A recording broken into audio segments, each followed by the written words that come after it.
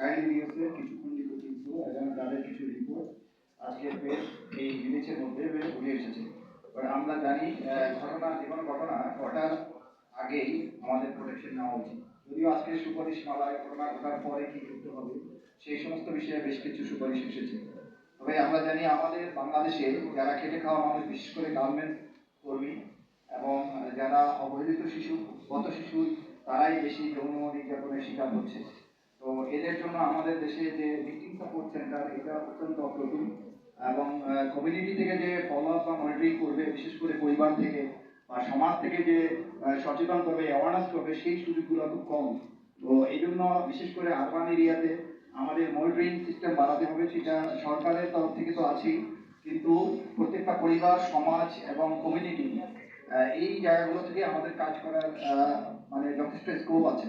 Second দিক হচ্ছে, আরেকটা জায়গায় আমরা দেখতে পাচ্ছি গার্মেন্টসের পাশাপাশি প্রাইভেট টিউটরের মাধ্যমে, এবং যখন বাসায় অভিভাবক থাকেন না বিশেষ করে, তখন ছোট ছোট বাচ্চারা পরিবার থেকেও নানানভাবে নিগৃহীত বা এই ধরনের যৌন নির্যাতনের শিকার হচ্ছে।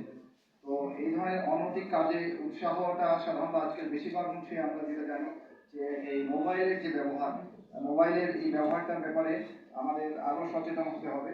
আমরা এই ব্যাপারে এই সুপারিশ মালা কিছু যে জিনিসটা বলতে চাচ্ছি সেটা হচ্ছে আমাদের ভিকটিম সাপোর্ট সেন্টার বাড়ানো উচিত এবং কমিউনিটি অ্যাওয়ারনেসটা বিশেষ করে স্কুল, কলেজ এবং বিভিন্ন মানে আমাদের যে আচার অনুষ্ঠানগুলো হয়, বিশেষ করে ওয়ার্ড পর্যায়ে, ইউনিয়ন পর্যায়ে, উপজেলা পর্যায়ে, সেইখানে এই বিষয়গুলো অন্তর্ভুক্ত করা এবং পাঠ্যপুস্তকে এই বিষয়গুলো, যৌন নির্যাতন করলে কি ধরনের শাস্তি হতে পারে সেটা একদম প্রাথমিক পর্যায় থেকেই বাচ্চাদেরকে বুঝে আসতে হবে। গুড টাচ, ব্যাড টাচ, এগুলোর ব্যাপারে ভালো করে বাচ্চাদেরকে আগের থেকে নিয়ে আসতে হবে। আর সবচেয়ে বড় কথা, যারা জেনে বুঝে এই ধরনের অপরাধ করছে তাদের জন্য একটা ক্যাপিটাল পানিশমেন্ট দেওয়া, এবং সেই ক্যাপিটাল পানিশমেন্ট গুলা সোসাইটিতে থ্রু মিডিয়া এবং বিভিন্নভাবে সেটা প্রকাশ করা যে এই ধরনের অপরাধ করলে এই ধরনের পানিশমেন্ট হবে, এবং এইটা খুব দ্রুত বিচারের আওতায় আনতে হবে।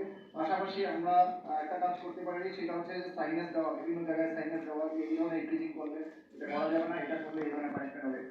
বিভিন্ন জায়গায় আমরা সেই পোস্টারগুলো আমরা ইমপ্লিমেন্ট করতে পারি। আমার মনে হয় কিছুটা হয়তো এই এই এই কাজগুলো যদি আমরা একটু মানে অগ্রসর হতে পারি, তাহলে কিছুটা হলেও মানে আমাদের এই যৌন নির্যাতনটা কমবে।